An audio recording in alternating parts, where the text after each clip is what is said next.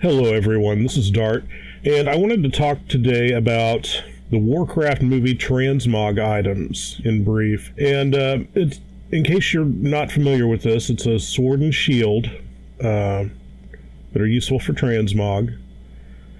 And they're very, very nice looking items, but there's one problem with them.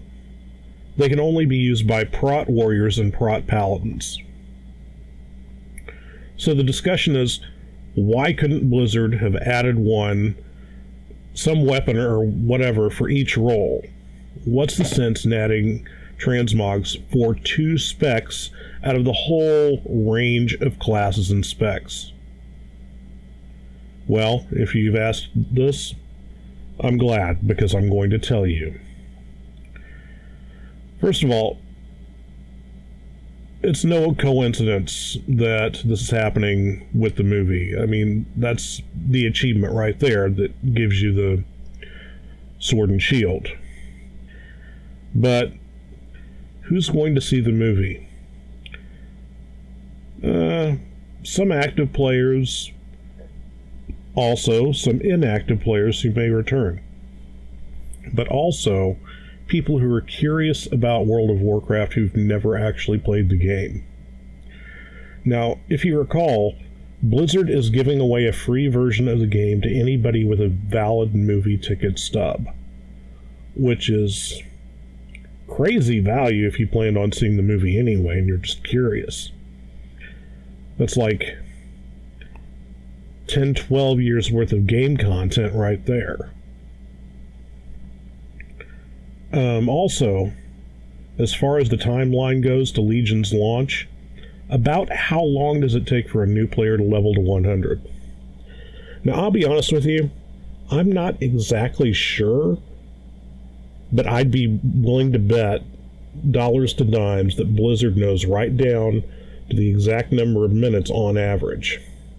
And my guess, personally, if you were to do it semi-seriously, just sort of casually enjoying the game, it'd probably take you about a month and a half. I mean, allowing for real life and not being able to play 8 to 10 hours at a stretch. These new players, I'm guessing, will have just enough time to get to level 100 when the pre-patch hits. Now let's be honest, right now, Hellfire Citadel is boring. Anyone can stand up and type out enough tactics in a raid to get a group through LFR Archimond, let alone the weaker bosses. Now, a new player coming into this would probably think, wow, this whole raiding thing is kind of tough, but it's fun. You know, it's rewarding. I enjoy this. Then the pre-patch hits. Legion Mania starts. There's a Demon Hunter spree. Everybody's playing them and going through the starting zone, and the whole player base is excited. You think that's going to infect all this new batch of players? You bet it will. I'd be willing to bet that they're all going to reach for their credit cards and pick up the expansion. Now, what classes are these new players favoring, probably? My guess, about 90% of them are going to be DPS. A very small percentage of those might choose healers. But tanks? Probably not. Let's face it, DPS and healing right now is probably the most forgiving set of classes in the LFR environment. And all of a sudden, you thought the queue times were bad now for LFR? They're going to go through the roof. Call to arms notwithstanding. And that's why Blizzard is trying to encourage tanks to play.